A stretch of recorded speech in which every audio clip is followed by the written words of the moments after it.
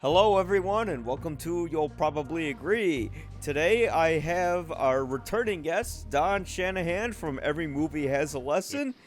And today, we're talking about the live action adaptation of The Lion King. And oh boy, it's going to be a juicy week on the internet because there's a lot of mixed reception from this film.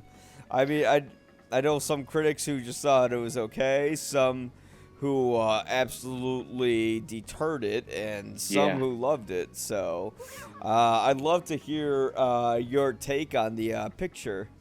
Sure, you bet. No, Mike, as always, thanks for having me. And I admit, I fall in the middle. I fall very much in the middle. I completely admit what a lot of other critics say, where it's very difficult to get, emotive expression and feels out of something that is, rightly artificial and very, almost too realistic for its own good, where it's difficult. Like I said, an animated face goes a lot farther than an animated mouth.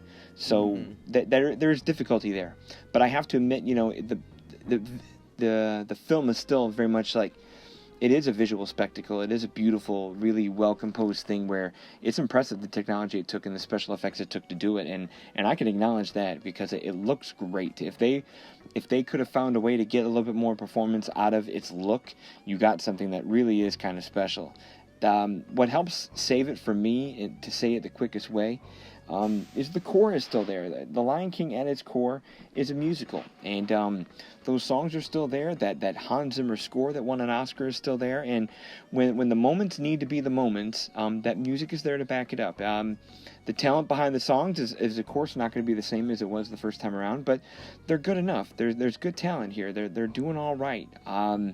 Like I said, whether or not you can get the most emotion out of it visually that you can audibly, that's the challenge here a little bit. But I'm very in the middle. I gave it a positive review, a 3 out of 5. I thought I would be in the minority in that end, but it sounds like you said, Rotten Tomatoes is really giving it hell and teetering that line of the 50s and the 60s of things. So yeah, I see the other gripes of other people. I can't hate on it to the level of other people that do. I mean, David Ehrlich's review from IndieWire, if you haven't read it, is a scathing, really big, hateful piece that goes a long way to just really, really be spiteful. I haven't read a lot of like super duper over the moon positive reviews, but I think a lot of people are just happy it's middle. But man, I don't know. What have you been hearing? What do you think of it? I know you haven't seen it yet.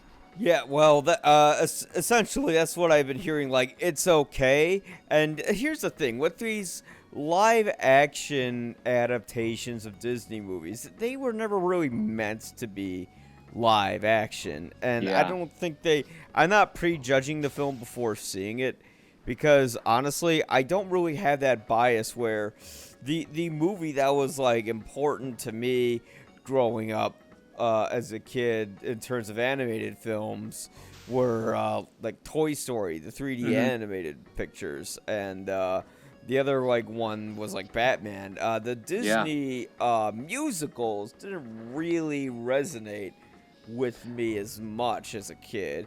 I just thought they were okay. I'm in that same place where they're special, they're nice, but they're not core character forming things for me either. I wasn't married to it going into it.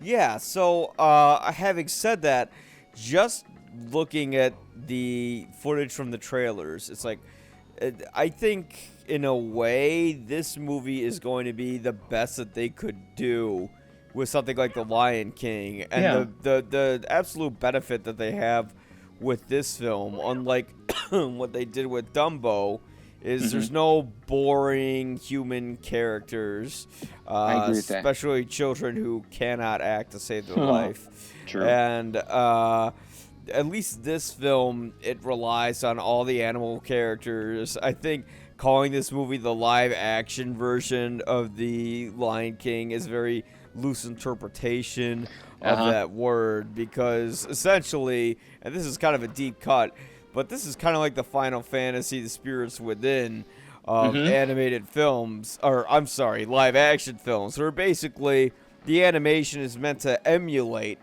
live action, but really you're still watching an animated film. And in a way, I mean, that's the best you can do. And I'm interested to see it from a technical perspective, Mm-hmm. but from a storytelling perspective, I'm not really expecting anything new, anything much. Yeah. I think the main concern I have is, especially just like when watching some of the footages, a lot of the dialogue won't really sync up. It seems like you had these celebrity voices on these random animals, but it seems like Mm-hmm. anybody could have voiced them. Yeah. And yeah, the benefit with the original animated film was, first off, it came out in the 90s, so it was much more groundbreaking back then. Mm-hmm. And, you could see, like, the animals' faces with the big smiles and the Oh angry yeah. frowns. They incorporated some of Jeremy Irons' own personal features into Mm-hmm. Scar when they made it back then. And again, it's something where I think today, maybe a new generation of children will really appreciate the movie and love it. But yeah, I mean, outside of that, it doesn't seem like it's going to be anything that's going to blow me away other than its own technical perspective. And again, this is just almost like from what I understand, like a shot-for-shot remake of the original. A little bit, unfortunately. Yeah. I will say you're on the right path with a couple of things where the technical side of this movie I can't dispute. It really is very, very well done because and the studios were kind of insistent to us critics in an extra note before we posted our reviews before the embargo. They said, hey, don't. Some people are dispelling this and saying that this is live action, and they want that notion out there that the term they wanted us to use is photoreal. Photoreal animation, where this is not live action. Every single stitch of this thing is done on a green screen. There are no mocap performances here. There's no Andy Serkis, steering this ship or anything like that. This is pure in the lab computer animation that just happens to be very photoreal, and it looks fantastic. I mean, I won't argue with that. The layers, the textures, the way they create these animals to be as realistic as they are is sharp. If there's a knock on it from a technical standpoint, it's very difficult. We already said it before with the expression, but it's also very difficult sometimes to tell similar animals apart in a certain way. Like they give Scar, of course, his own distinctive look, not as distinctive as borrowing Jeremy Irons' ticks, but he's a little more disheveled, definitely a different physical gait and form and shape. But like the lionesses, for example, you can't tell the difference between Sarabi and Nala. So that is a place where a little bit of difference would have been appreciated, but technical wise it looks great. Story wise, you're right, don't expect much more than what you saw before. The film is about 20 to 30 minutes longer than the original, where they marinated and beef it up, where it's more than anything some establishing shots and guiding transitions get lengthened a little bit. Maybe a few things that would be quicker songs are done a little bit more slower with dialogue, but really there's not any groundbreaking new additions here. They modernize some jokes and some dialogue. Once you get John Oliver in there, you're going to get something that sounds a little different than Rowan Atkinson. Seth Rogen's going to get a Seth Rogen play in there too, so that's not going to be Ernie Sabala in a 90s cartoon voice or anything. So all of that stuff is really well appreciated. But you're right, the sync is tricky. The look of it is still really good. I think the other thing to kind of go with here is I think this is something that is open for new generations who maybe know these voices and know these celebrities. It is an easy way in. They really don't bastardize anything in a way where they're taking any sweeping massive changes where the purists might want the expression, but they're not going to lose any stitch of the story. So that's going to be fine as well. If there's another thing to kind of put towards it, it would be I had it and I lost it. But when you say shot for shot, when it comes to the technical part, Jon Favreau has not been shy about saying so. That there are some iconic shots you just couldn't change. I'm not going to make any improvement to that. I might as well emulate it and bring it in, and of course give it its new layer and its new look with this technology. But I gotta say, man, even with 20 more minutes, 80% of this movie, 75% of this movie feels shot for shot like the first one, which, if you want to call that creative bankruptcy, that's fair in a way. Like, you couldn't change or shift this or that a little bit just because you maybe use a different background and a different texture. Change an angle, I think that gets tiresome by the end of the movie. Like, once you get to your this is a spoiler. This is no spoiler alert kind of movie. We all know what happens in Lion Well, King. yeah. Like, oh my God, Simba's right. dad gets killed? Right. What? But when you get to like the Scar and Simba fight at the end, if you remember the animated one, it went really cheesy with the slow-mo. They do that. Oh yeah, they do the shutter speed thing. Yeah. Now it's done a little sparky and different because of the fire and the texture. Like, it obviously has a different texture and a look, but honestly, it's the same shot again. So a lot of those iconic shots, you're right. I can't argue about the inclusion of many of them, but go ahead and dare yourself to do a little more. And not be so Xerox about it. I know that the animated movie can kind of be your most perfect storyboards for making something new, but Jon Favreau's a guy who could challenge himself and do a little more other than just the layer. The visual layer is the newness, but not the shots and things underneath. So that artistically, that's unchallenging. I get that. I get that knock that other critics have given it. I'm a little more forgiving because this, once you do remake and reimagining, and if you can't beat it, then don't try. So I don't know. I'm middle on this. Yeah. Was there anything with the new added scenes where, although they barely added anything, did they feel out of place at all, or that it stretched the length to an unnecessary degree? No, even though the movie's 20 minutes longer, it doesn't feel achingly long at all. I think the place where you notice it the most, where you can tell that this transition's really been stretched out to be a little different and to show off its new beautiful tools, is the scene where Simba talks to Mufasa in the cloud form a little bit, and then kind of huffs himself to the savannah, and his hair and the wisps of his scent flow across the horizon all the way to Rafiki enough for him to realize that Simba's alive. You know what I mean? Yeah. They take that scene and really extend it with it landing in different parts of nature and interacting with the tuft of hair that moves. So that's given extra time. That there's a Beyonce new original song that kind of takes place during the Nala and Simba run back to the Pride Land to do something about it kind of thing. So maybe that's extended a little bit. Does that song work? The Beyonce song? I mean, she's good. The song probably deserves a better moment than the establishing transition from getting from one place to another. Yeah. So, and there's a new Elton John song, or at least where he partners with something because of his age and he's not super performing. In the credits, I'll have to say the end credit songs are completely forgettable, where I can't call those new additions or bad additions to the film because they're at the end. But no, those are the two places where you feel it being longer, but not obtrusively so. Other things are just a little bit longer bits in terms of the jokes and repartee back and forth. Maybe if it's, Zazu as John Oliver, or your Timon and Pumbaa stuff, where some of that gets a little bit more latitude to talk, but nothing excessive. Right. So, what would you say particularly stands out with the film other than the technology then? That's the hard part. The technology, I have to admit, is kind of it. There's not really a standout super duper voice performance.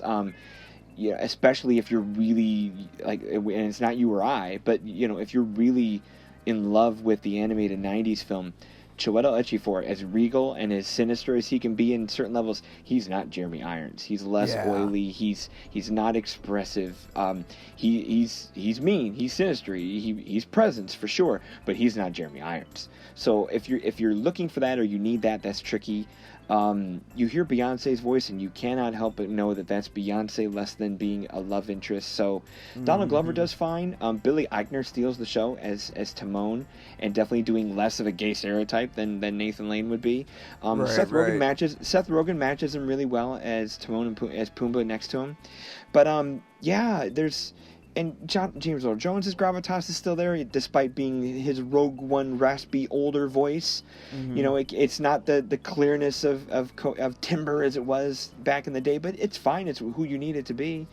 But no, because there's not a super duper vocal standout, because the singers aren't given a ton to do, the visuals are kind of its biggest peak, unfortunately. The rest is kind of plain and kind of there because it's so copy and less daring. It's not like we're sitting here talking about Pete's Dragon, where it was very revisionist and very different and beautiful, bigger themes, and we just don't have that here. You get a copy that's just shinier and prettier. Yeah. Now, we've seen a lot of these animated films Yeah. now that have come out. Let's see, we've got Beauty and the Beast, we had Dumbo, we had Aladdin, and now we have The Lion King, and this is like within the span of maybe 2 years Yeah, that they're we've doing gotten. too many. Yeah, I mean, they're going through the well. They're remaking all of these. I mean, what, what are your thoughts on them remaking all of these musical pictures? Yeah. Do I you think think that? I started out in one place and have kind of evolved to another place. Like, I was rereading some of my reviews on these when I was writing the Lion King review, and I go back to my Beauty and the Beast review, and I gave it a very favorable review, and other people that did not, thinking it was kind of this too much of a copy kind of thing and all that. Like, why improve something that didn't need improvement? And I at that time, and that was, gosh, I guess 3 years ago here, I kind of said, you know what? Let them be their own separate things. None of these new movies are trying to erase childhoods, replace anything. So I'm at that place where Yeah. these can be their own separate entities. We can judge them as separate things. Unfortunately, because they're trying so hard to copy and emulate, comparisons are going to be there. I'm okay with them happening and existing because we've remade everything over the time. I mean, Wizard of Oz is a remake. Ben-Hur in the 50s is a remake, so that's going to happen. But I tell you what, though, I kind of forgot about Ben-Hur. Oh, God. Yeah. Well, no, I mean, the new one from a couple years ago is a remake of the remake. So, but some of that stuff can get a little carried away. I think here's kind of the thing where I know what Disney's doing. We've talked about the corporate greed monster at Disney, where I know what they're doing. The ones, it seems like the movies that copy the closest and look the closest or try all the nostalgia points are the ones that make the most money. Beauty and the Beast made an ungodly amount of money while virtually, redoing the animated film with a couple extra songs here, a couple extra songs there, human people. But truly, was just trying to emulate the animated one. And it was a huge success. Same thing with all the ones that make a lot of box office tend to be the copies. The ones that kind of go out there and do something a little different, like I said, Pete's Dragon, to me, they're the better movies because they're trying something. They're not copying something. They're not creatively bankrupt. They let a filmmaker come in there and do something special and unique and make something truly reimagined instead of just a remake. Those movies might be better movies, but they're not making as much money. So I get why Disney's churning these out. I still feel like at the rate they're doing them, though, they're not special anymore. When the animated films back in the day used to be the one Disney release of the year, and it was an event, like you waited an entire calendar year between the trailer for the next film being in front of the current film, and because they had their usual weekend or whatever. When that was the one event of the year, it felt special. But this year, for example, they're just so piled on. I wish they would slow down instead of churning these out quickly and hastily. Make them matter. Put a little more finishing touches to them. Not that Jon Favreau didn't go in and obviously dot every I and cross every T technically, but this doesn't feel like an event a month and a half removed from Aladdin. It won't feel like an event, a couple months before Lady and the Tramp shows up on Disney Plus. We all just had, and we got Mulan next March, and we just had Mary Poppins 6 months ago, and I don't mind that they're doing them. Slow down and make them special. Don't make them just another means of a cash grab. And that's the way they feel right now. They feel rushed. They feel copied. They feel simple. They feel manipulated because they know exactly which buttons to push to get you to buy a ticket. Well, it's like I remember reading Steve Jobs' autobiography, and when he talked about the difference between Pixar and Disney, he wasn't wrong. And Steve Jobs is not one to mince words. He basically said, like, Pixar, they're the real MVPs. They're the guys who are actually making money, and Disney is shit because they just keep making the same old stuff, and they don't know how to make a new movie. Like, I can see why they're remaking all these animated films because a lot of their own property, outside of Frozen, which made a ton of money, which I'm not a fan of Frozen, but anyway. I'm not a fan of Frozen either. Yeah, especially after working. I worked in a kids camp at the time, Ooh. and you just saw a bunch of kids singing "Let It Go" a million times. I'm that. Oh God. But outside of that, like Disney, like all their original movies, they're just for the most part, they're just not that good. You have Pixar just walking over them. So they say, what do we? So what can we do? What movies can we make that's not someone else's property? That's our own. So hey, how about we make our own animated films, make them live action? And the thing is, those animated films, I think they worked very well for the era that they came out in. You know, Aladdin was a fun musical that came out in the 90s. The Lion King was a groundbreaking musical that came out in 94, which I rewatched for the first time and then drunkenly purchased on Amazon. And it's really good. It holds up. It has an amazing pace. Each of the characters in the cast is great. The songs aren't overused. It's not wall-to-wall music. Yes.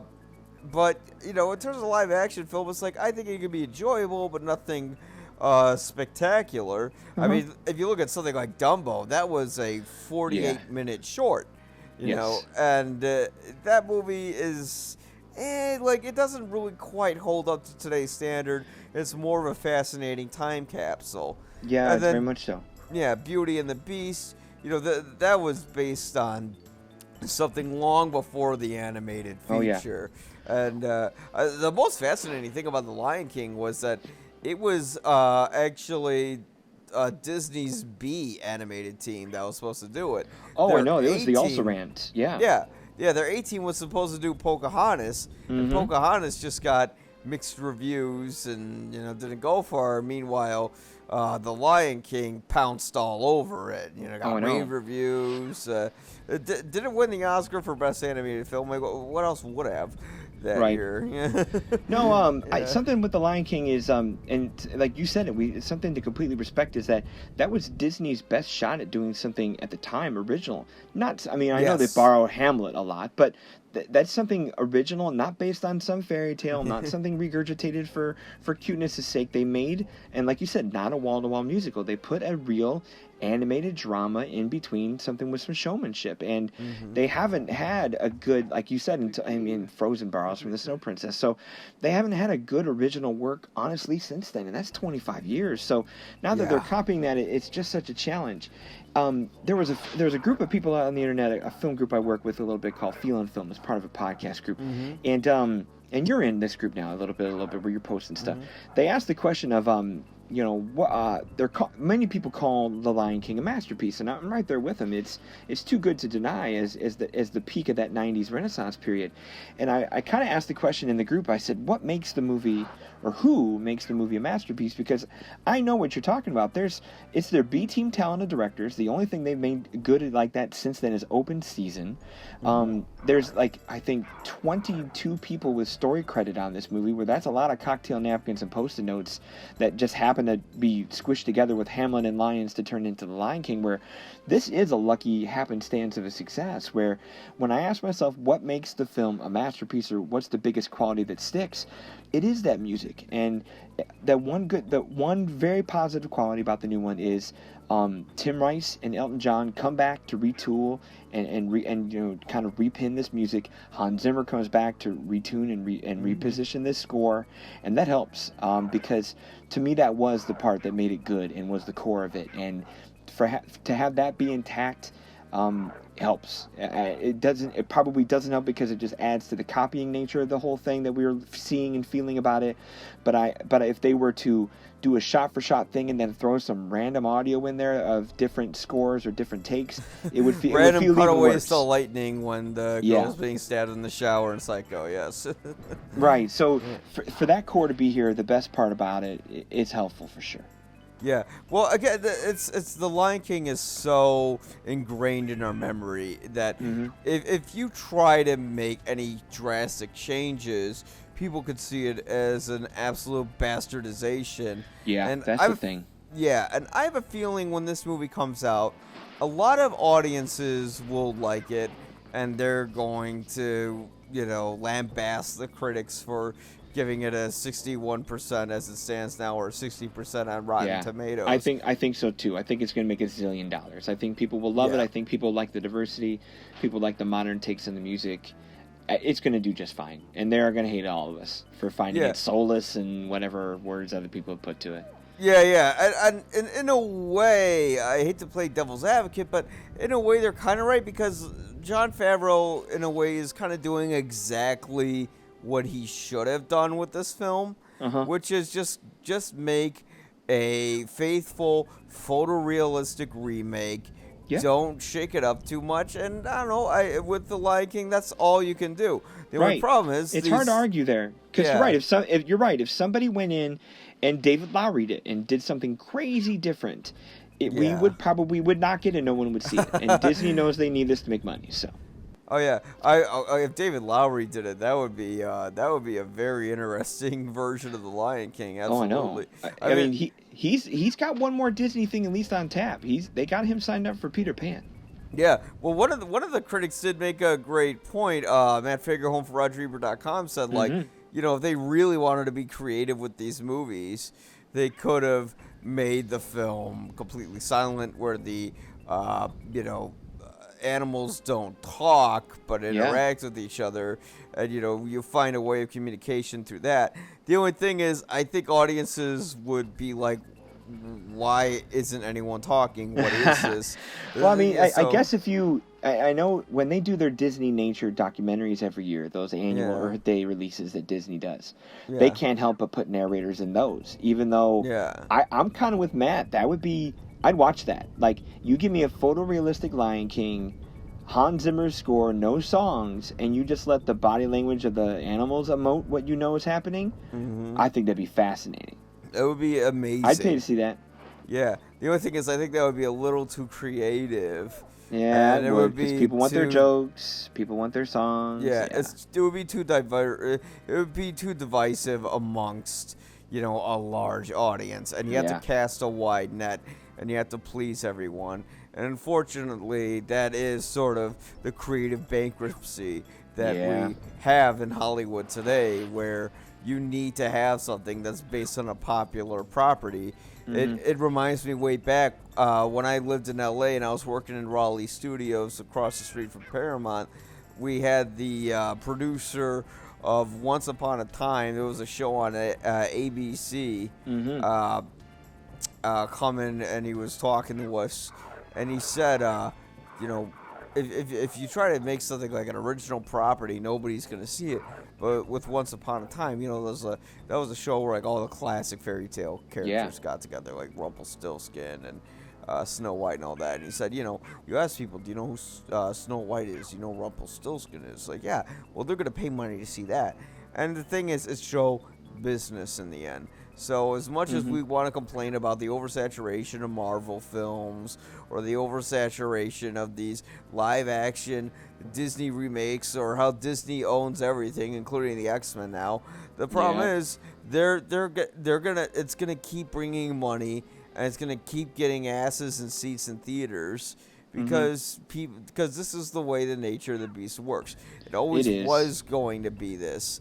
Ever since, because before Jaws, which subsequently followed with Star Wars, they were not making as much money in ticket sales, and it was just a natural, unfortunate evolution of the Blockbuster, where the secret sauce was finally made, where, movies could bring about money, because filmmaking in the end is extremely complicated gambling.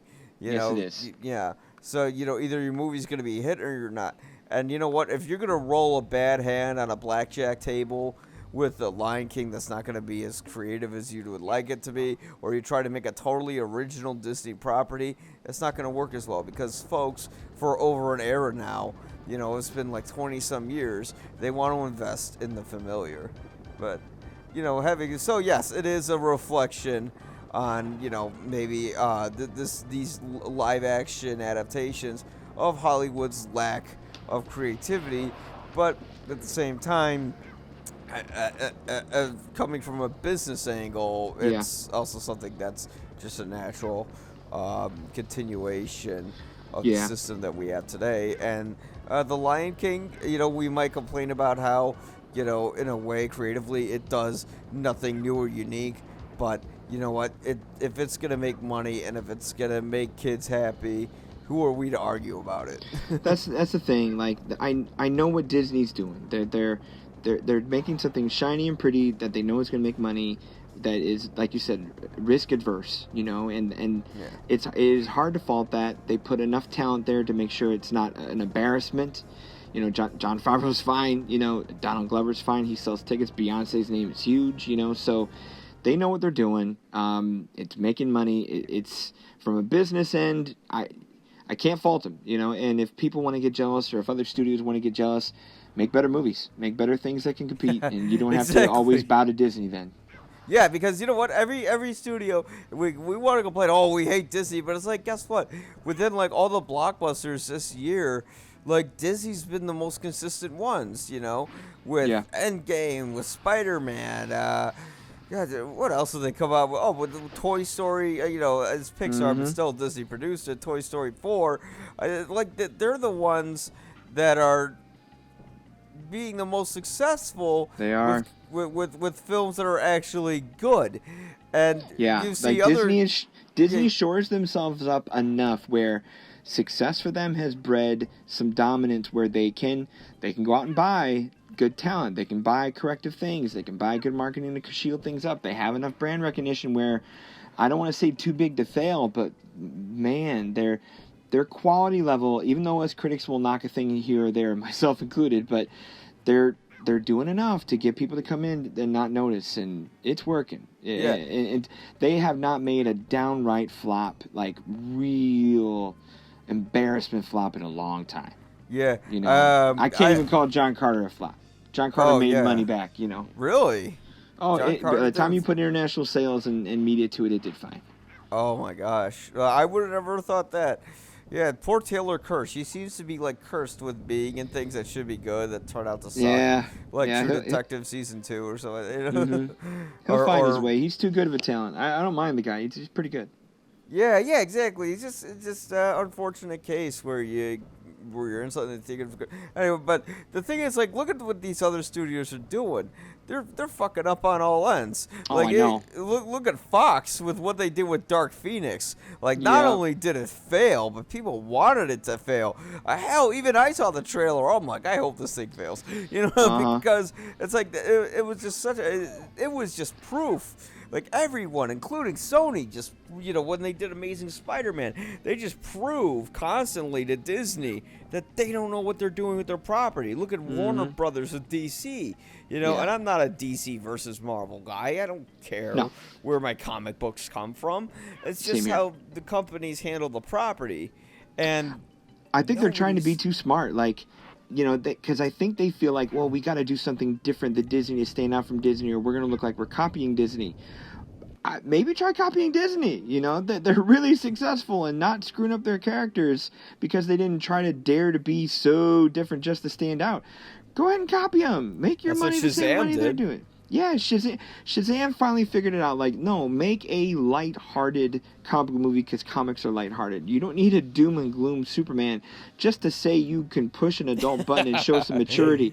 You don't need maturity for something that comes from, unfortunately, I hate to say it, more immature places than mature. If you want to make a hardcore Batman movie like a PG-13 borderline R movie, Nolan did it already. But now that you're trying to make these bright and sunny things to make bright and sunny money, stop putting Zack Snyder and gray filters on everything. Just Shazam gets it, and Disney will, or I should say Disney, Warner Brothers will course correct. But has the damage been done enough where they can't? And then like you said, you see Fox waving their white flag and selling. So there goes like. What I'll miss about Fox is their whole animation division, which did okay work trying to be a different thing next to Disney, but now all that's just going to get absorbed. Fox Kids was an absolute staple of my childhood. Mm-hmm. Even their animated stuff, like big screen stuff. Like, I'm not a Minions guy, but like some of that, well, that's Universal. But like the Fox animation division, like Ice Age and stuff, wasn't that bad, Yeah. Yeah. Oh, yeah. In terms of animated films, like none of them. Like honestly, ever since I was a kid to today, I'm like, is it not Pixar? I don't care. Like DreamWorks started off good with Shrek 1. And then they start, and then they made a million other Shreks, and Yeah. and they burned that to the ground. You know? Well, like, So- that's the thing. Like, you know, when they get success, they want to repeat it, and there come the sequels, and and no one's going to say franchise fatigue and sequel fatigue or comic book fatigue, but I think people have sequel fatigue. So, as long as you can keep bringing original works, that's what makes people notice it. And at some point, Disney may run out of that, but Pixar keeps saving their butt with the new stuff. I will say one thing Disney surprisingly has struggled with the most is Star Wars. Above everything I else. agree. And, oh man, I'm really worried about the new film because I heard this theory online from this YouTube channel called Red Letter Media. I'm not sure if you're aware of it. No, but I saw your post earlier.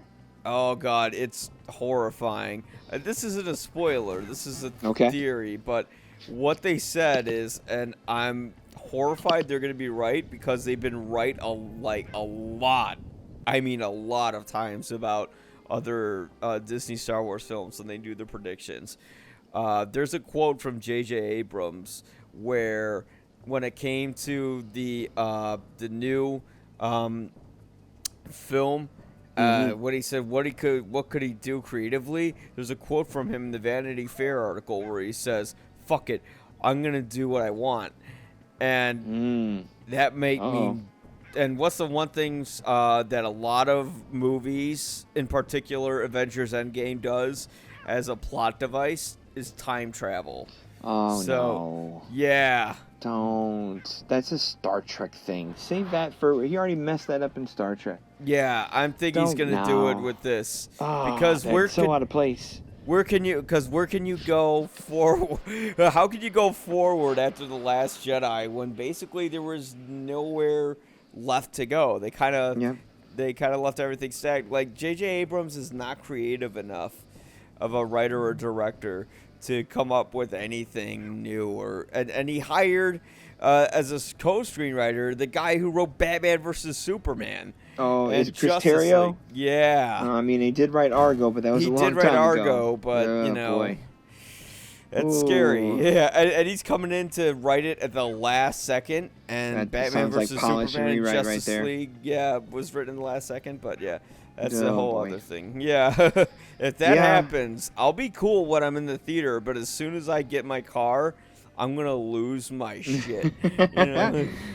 But but the thing is, like we said with the business end, they're going to get our $9. It's going to make money. Well, unless the reviews for that one isn't good. I think The Lion King can survive at 60-some%. I think so, too. I don't think The Rise of Skywalker can. Because a Star Wars film at 60, we haven't seen that, have we? Not since a prequel, or actually Attack of the Clones, yeah. Because even these new ones hit 80. Yeah, like they're floating okay. Yeah, it's gonna be interesting to see that. Yeah. So with these Disney reimaginings, to put ourselves back on the topic, how you feel about The Little Mermaid coming next? Yeah. Oh, gosh. That's the next big one. Yeah. I don't think it'll be good. I think that depends on. I forgot who they even have in charge directing it. I gotta look that up. Yeah, I mean, maybe if they do something that's not completely like a copy and paste of the original, that's great. Having said that, I'm fine with the casting, but of course, you have a lot of insular men who wear red hats that are going to, who are already pissed off about the whole casting of Ariel.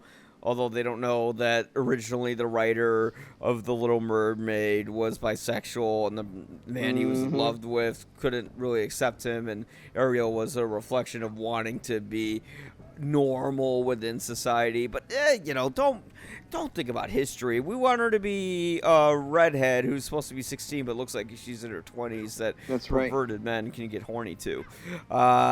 But yeah, with this one, we'll see. I see who's directing it here. It's looking like Rob Marshall, who did Mary Poppins. He did Chicago. He did Chicago. So you're gonna get Song and Dance.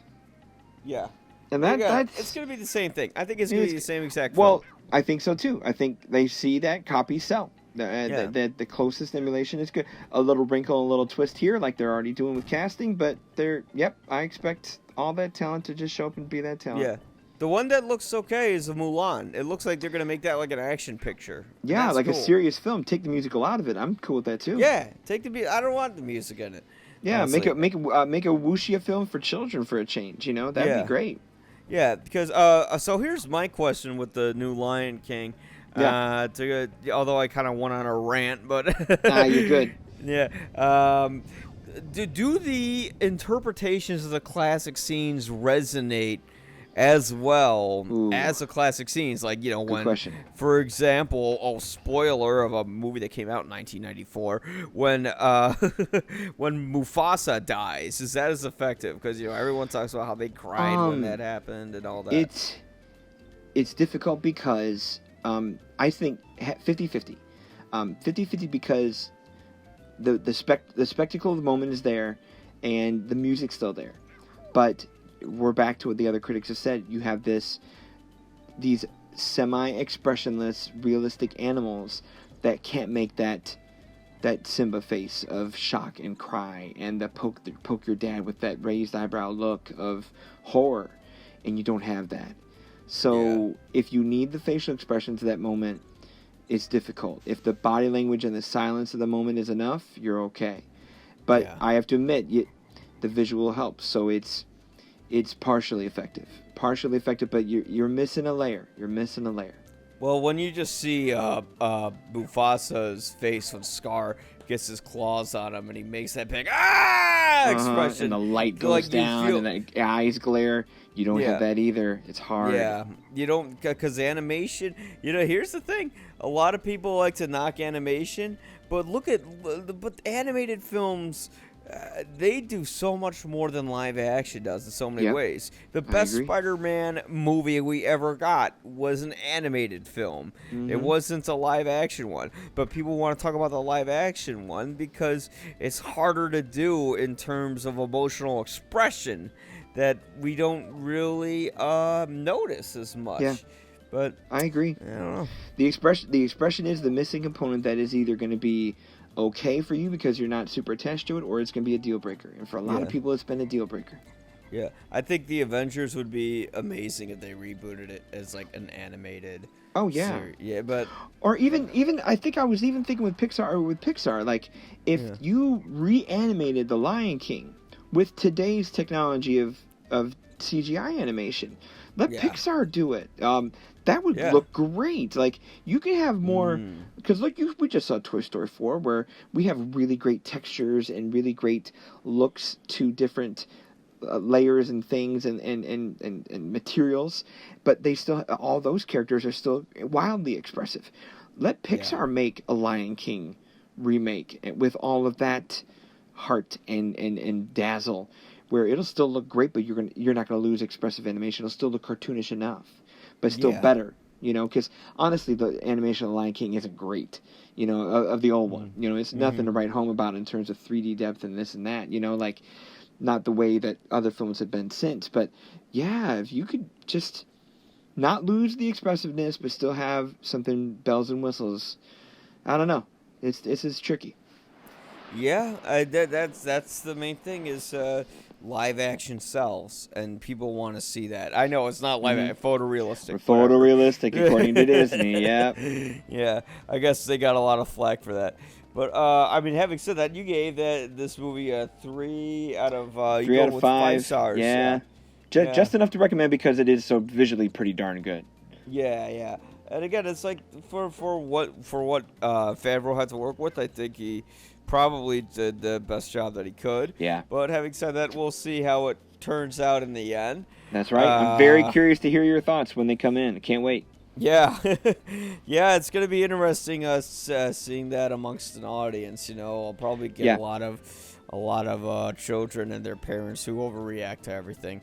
So, yeah, having said that, that's everything I have on the Lion King. Yeah, me too, sir. Always good to talk. Good stuff.